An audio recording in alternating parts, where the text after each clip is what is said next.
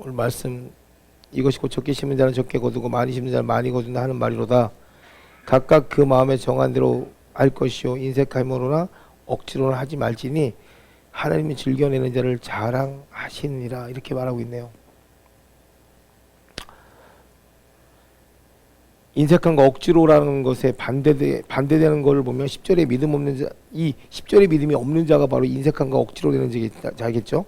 예, 심는 자에게 씨와 먹을 양식을 주시니가 너희 심을 것을 주사 풍성히 하시고. 하나님께서 우리에게 주시는 것에 대한 믿음이 없으면 아마 우리가 하나님 앞에 드려지는 것이 인색함과 억지로 드려질 것 같아요. 시간이나 모든 것이. 이 성경을 보면 마태복음 6장에 예수님께서 만몬과 하나님을 함께 섬길 수 없다 이렇게 얘기를 해요.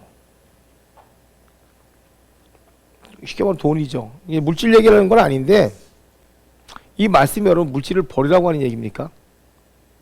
이건 물질을 버리라고 하는 얘기가 아니라 물질을 관심도 갖지 말고 물질을 버려라 이런 뜻이 아니라 물질에 주신 특권이 누구에게 있냐는 거죠. 물질을 주신 특권이 누구에게 있냐는 것이고 그 특권을 통해서 주인되지 않은 것을 다스리고 명령하라는 얘기예요. 물질이 얼마나 중요합니까? 물질은 세상 경제를 돌아가게 하고 또 열방을 우리가 개척하는데 물질이 정말 필요하거든요. 이 물질이 주인을 섬기지 말라는 건 다른 거 아니에요. 물질의 주인은 하나님이시거든요.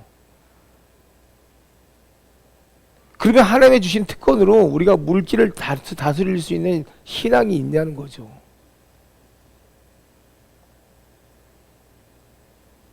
가장 기준이 없어져 버리면 다른 걸 다 잃어버리게 돼요. 우리가 신기하게도 교회 안에서 말이죠. 이 물질을 주제로 이야기하잖아요. 그럼 영적으로 정신이 어디에 가 있는지가 명확하게 드러나요. 하나님 앞에 나와 있는 자들이 물질을 쓰는 방법과 물질을 좋아하는 자들이 물질을 쓰는 방법의 차이가 어디서 나타나냐면 바로 인색함이라는 거예요. 인색함. 진짜 이 물질에 대한 주제를 이야기하는 거 되게 힘들어하죠. 왜냐하면 많은 사람들이 재정을 다루지 못하기 때문에 이 물질 이야기를 하면 민감해지기 시작하는 거예요. 재정을 다루지 못한다는 얘기가 뭐냐? 하나님에 대한 신뢰가 깨진다는 얘기예요. 하나님에 대한 믿음의 신뢰가 깨지기 때문에 하나님의 말씀대로 내가 계속 믿음을 말해야 되는데 그 믿음을 선포하고 나서 어떻게 중간에 하나님이 주시겠다는 그 믿음이 깨지고 나니까 그럼 내 방식대로 자꾸 삶을 옮겨가게 되는 거예요. 우리의 삶이 하나님께 속해 있다면 하나님 것을 가지고 살아야 돼요. 제가 어제 어떤 분에게 제가 그런 얘기를 했을 거예요. 근데 누구에게 그런 얘기를 했어요. 하나님을 믿는 사람은 하나님이 없으면 안 되더라. 이상하게 하나님을 믿는다고 고백하는 사람에게는 하나님이 없으면 그 인생 안 되더라. 아무것도 안 되더라. 세상은 모르겠습니다. 세상은 잘 될 수도 있을지 모르겠지만 하나님을 믿는 사람은 하나님 안에 있을 때 그들이 풍요를 누리게 되고 빛과 같은 축복을 누리게 되더라고요.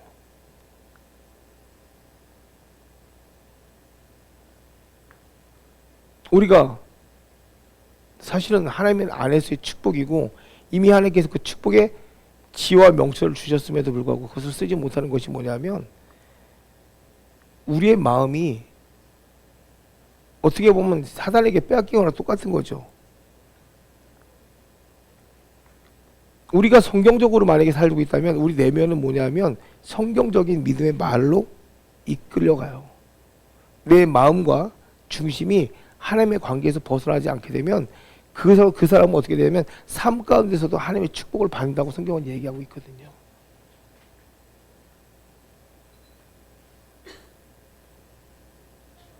여러분 생각해 보세요. 하나님의 마태복음 28장에 하나님의 권세를 가지고 세상에 나가서 모든 민족을 제자 삼으라고 했거든요. 근데 거기에 물질이 안 필요합니까? 물질이 필요하잖아요. 근데 우리가 우리의 스스로를 어떻게 낮추고 사냐 하면 원수의 가장에 속아 넘어가요. 하나님 말씀하신 것보다 하나님 말씀하신 그대로 우리는 믿음을 말을 해야 되는데 하나님 말씀하신 것보다 그 주제를 확장시켜서 뭐야 그것으로 나를 포장한다는 얘기예요. 꼭 가난이 축복인 것처럼 하나님의 나라는요 계속 확장되고 계속 증가합니다. 그리고 충만합니다. 그래서 그것으로 인하여 날마다 앞으로 전진하는 그러한 삶을 살게 돼요. 근데 사단은요 우리에게 가난을 통해서 영적인 회복이 이루어진다고 이야기해요. 아니죠. 가난을 통해서 영적인 회복이 이루어지는 것이 아니라 하나님께서 고난을 통해 무엇인지를 먼저 깨닫게 하시는 거죠. 그리고 난 다음에 하나님은 그에게 축복을 주시고 그로 하여금 하나님의 일들을 계획하고 준비시키게 만드시는 분이시죠. 근데 우리는 가난을 꼭 뭐예요? 내가 누리는 거룩함이라고 생각하는 거예요. 가난을 영원한 축복으로 하나님 사용하지 않아요. 가난을요 쓰시는 거예요. 나에게 하나님께서 그 가난을 통해서 지금까지 나에게 부어졌던 그 놀라우신 은혜와 축복이 누구로부터 왔는지를 알게 하신다는 얘기예요. 왜냐하면 여러분 예수님께서 구원의 역사를 이룰 때 세 가지 면을 다루신 것이 뭐냐면 가장 큰 것이 이 악입니다. 악에서 우리를 제하셨는데 이 악함이라는 속에 어떤 것들이 들어있냐면 죄와 질병과 빈곤이 다 포함되어 있어요. 근데 하나님은 악을 이기셨거든요. 악을 선으로 바꾸셨거든요. 그러면 우리 안에 죄와 질병과 빈곤이 다 사라져야 맞는 거예요.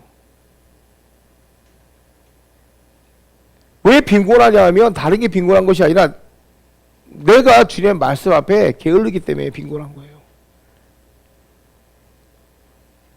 내가 하나님의 말씀대로 걸어가면 그 땅 풍요한 땅이 되는데 늘상 내 생각이 먼저 앞서가다 보니까 그 땅이 매일 황폐해지는 거란 말이에요.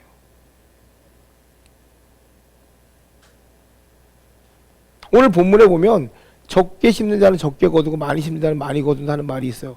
또 각각 그 마음대로 정한 대로 할 것이요 인색함으로나 억지로 하지 말지니 하나님을 즐겨내는 자를 사랑한다 그랬어요. 근데 8절에는 뭐라고 말씀하시냐면 하나님이 능히 모든 은혜를 너희에게 넘치게 하시나니 이는 너희로 모든 일에 항상 모든 것이 넉넉하여 모든 착한 일을 넘치게 하려 하심이라 이렇게 말씀하고 있어요. 봐보세요 여러분 이 말씀 안에서 보면요 하나님은 우리에게 모든 것이 넉넉해요. 그 다음에 넘치게 하시는 분이에요. 그리고 10절에 가면 이것은 뭐냐면 하나님의 의에 연결돼 버려요. 이 10절에 뭐라고 되어 있냐면 심는 자에게 씨와 먹을 양식을 주시는 이가 너희 심을 것을 주사 너희의 심을 것을 주사 풍성하게 하시고 그리고 난 다음에 너희의 의의 열매를 더하게 하신다 그랬어요. 하나님은 우리의 것을 빼앗는 것이 아니라 우리에게 더 주시고 우리를 풍성하게 하시고 난 다음에 우리의 마음이 복종되고 순종된 마음으로 하나님 앞에 드려짐으로 의의 열매를 더하시겠다는 거예요.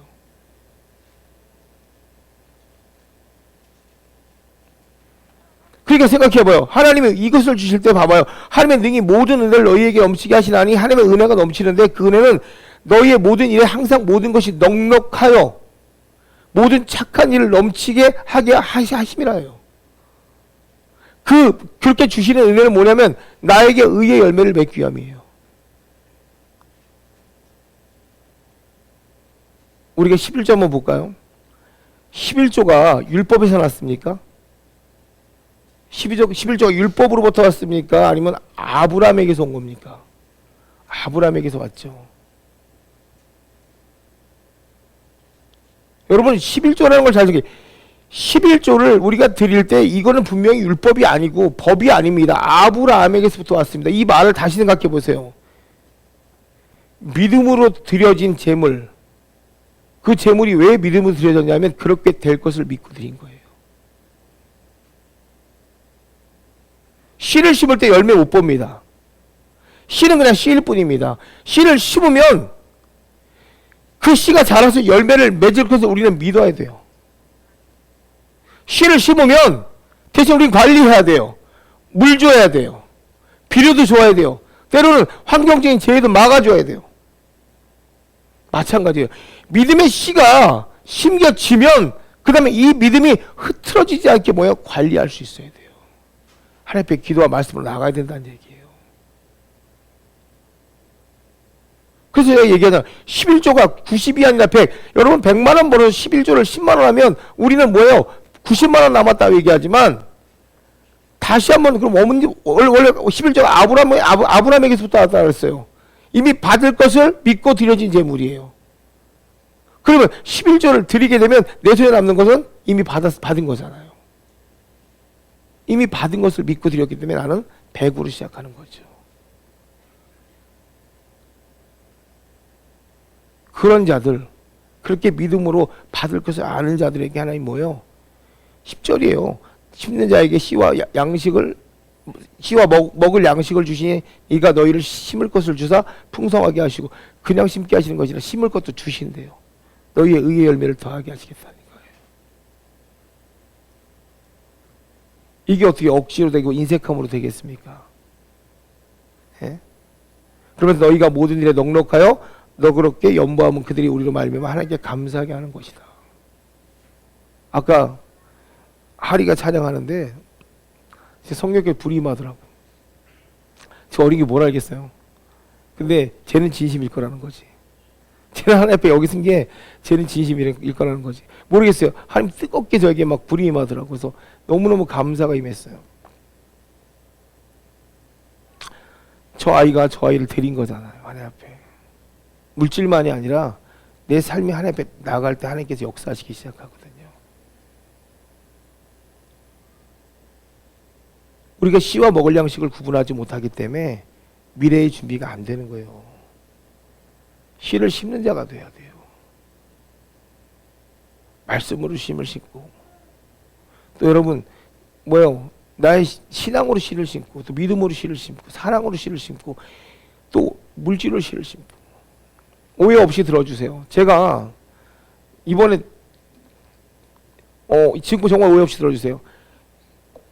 이 강대가 나는 어떤 의미인지 잘 몰랐어요. 강대는 그냥 말씀을 전하고 쉽게 하면 나는 아무 강대나 괜찮다는 생각을 한 적이 있었어요.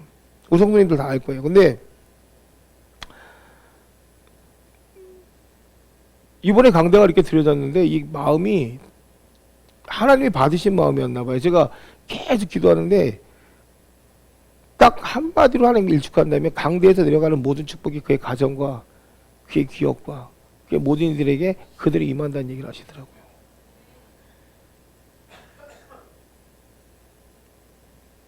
그냥 심었는데 심은 것이 하나님께서 받으시면 그 축복이 그에게 가더라고요.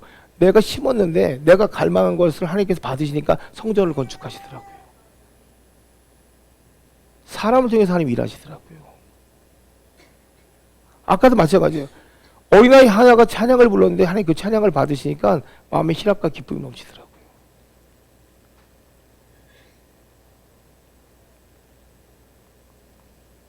여러분, 받을 믿음이 있으면 드릴 믿음도 있게 돼요. 풍성함이 있다면 넉넉함으로 드리게 돼요. 그것이 하나님의 방법이고 하나님의 나라의 방법입니다. 다른 이치를 배우는 것이 아니라 우리가 하나님을 안다면 여러분이 무엇을 드렸는지 생각해보세요. 내가 이것을 믿음으로 이미 나에게 채워짐을 가지고 하나님 앞에 나왔는지, 아니면 내 유익을 위해서 하나님 앞에 썼는지를 보라는 얘기예요. 우리가 하나님 앞에 내가 믿음으로 나올 때는요, 그 믿음에 반응하시는 분이 하나님이시고요, 내 유익으로 나오게 되면 그 유익에는 하나님께서 반응할 일이 없겠죠. 그러니까 매번 힘들어지고 어려워지는 거예요.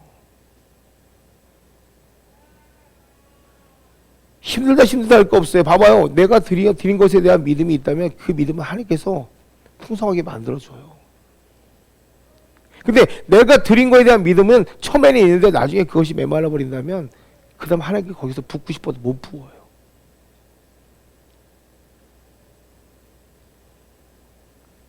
만나라는 것은요, 하나님의 뜻입니다. 하나님이 주고 싶은 떡이 바로 만나예요. 그래서 그 뜻대로만 준비하면 만나는 우리가 떨어지게 돼 있어요. 비록 광야를 할지라도, 아무것도 없는 광야를 할지라도 하나님의 뜻이 주고자 한다면 그곳에 부어주는 것이 바로 만나예요. 광야 걸으라면 걸으면 돼요. 근데 하나의 믿음은 있어야 돼요. 내가 비록 지금 광야를 걸어도 하나님 만나는 공급이 되겠구나.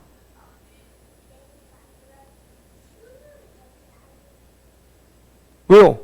오늘 써도 다음날에 부족함을 해서 만나가 떨어집니까? 안 떨어집니까? 떨어집니다. 그 공부하면 멈추지 않는다는 얘기예요. 계속 순종해서 걷기만 하면 하나님 뭐예요? 계속 만나로 우리를 채우시는 분이에요. 그런데 땅을 줄 땐 틀려요. 땅을 줄 땐 틀립니다. 계속 광야에 두시는 것이 아니라 하나님을 약속의 땅으로 우리 옮기실 때는요, 이때부터 뭐예요? 하나님의 것을 경작할 줄 알아야 돼요.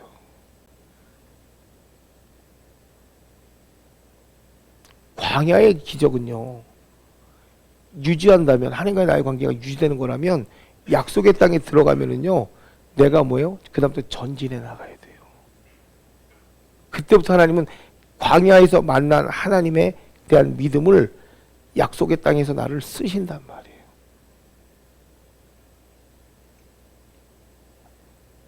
전투가 시작될 때도 있죠.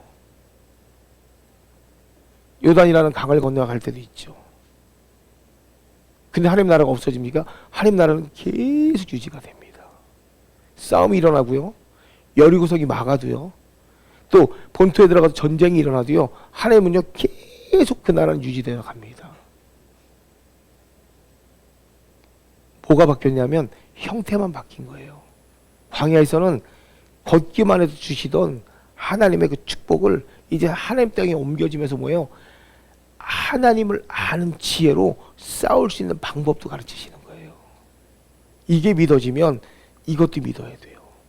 만나가 믿어지면 가나안에서 이루어지는 고난도 믿어야 돼요. 왜요? 하나님께서 그 땅을 주시기 때문에.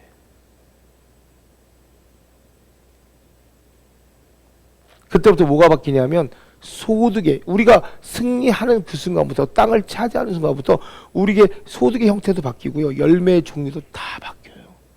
만나 매출하기로 끝나지 않아요. 파종하는 것마다 뭐예요? 1년 내내 열매를 맺어요. 뿌리는 것마다 하나님께서 열매 맺게 하신다는 얘기예요. 우리가 여기서 가장 중요한 것은 뭐냐면 주님의 것을 구분해야 된다는 거. 무슨 말일까요? 씨를 다음 해를 위해서 심어야 될 것을 남겨놓으라는 얘기예요.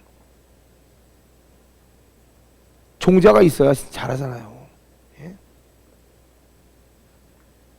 믿음으로 이만한 걸 얻었으면 이 이만한 것 중에 일부는 하나님 거예요.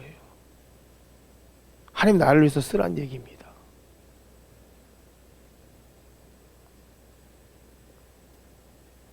우리 성도 여러분들은 잘할 거라고 저는 믿어요. 제가 오늘 이 강대를 이렇게 보고 여기 이렇게 추수 이게 감사절 이렇게 장식한 걸 보면서 아까 불현도 들어왔어요. 불현도 들어와가지고 이렇게 봤는데 어떤 생각이 들었냐면 제가 아는 그 미국의 최남수 목사님이라고 계십니다. 작은 거인 최남수 목사님. 제가 얘기했을 거예요. 성도 60명 갖고 30억, 60억도 하나님 선교하는데 성도 60명이 움직이는데 30억, 60억을 그 자리에서 해결하시는 분이에요. 돈으로 해결할까요? 아니요.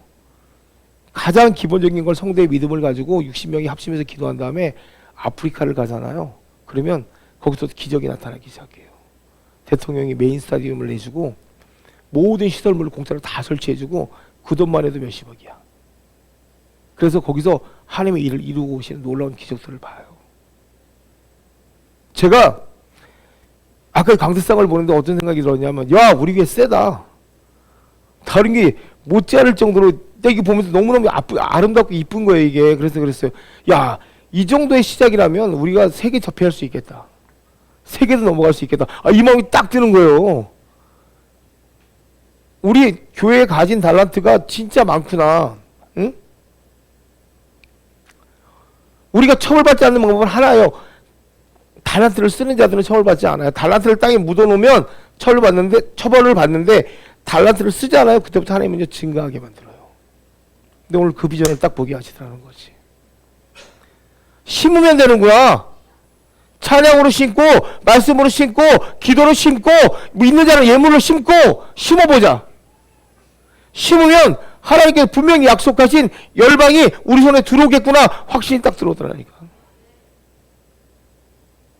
두려움 때문에 심는 것이 아니라, 걱정 때문에 심는 것이 아니라 그냥 하나님이 하실 일에 대한 약속이 믿어져서 심어버리니까 하나님께 일하시는 것이 보여지더라고요. 여러분, 하나님의 영광을 위해서 여러분을 쓰세요. 심으세요. 오늘 그 놀라운 축복이 여러분에게 그대로 임할 겁니다. 아브라함의 믿음은 받을 것을 알고 싶은 믿음. 오늘 이 시간에 하나님께서 여러분에게 계속적인 증거의 법칙으로 날마다 집안의 소득이 배가 될 것이고 믿음이 배가 될 것이고 성령의 역사 가운데 여러분들이 전하고 있는 복음의 진짜가 열매 맺는 역사가 나타날 거라고 저는 믿어요. 심으셨잖아요. 여러분들이 인색하게 심은 것이 아니라 믿음으로 심었기 때문에 하나님은 그 믿음에 반응해서 여러분과 여러분의 가정에 놀라운 축복이 임하게 하실 것을 예수님의 이름으로 간절히 축원드립니다.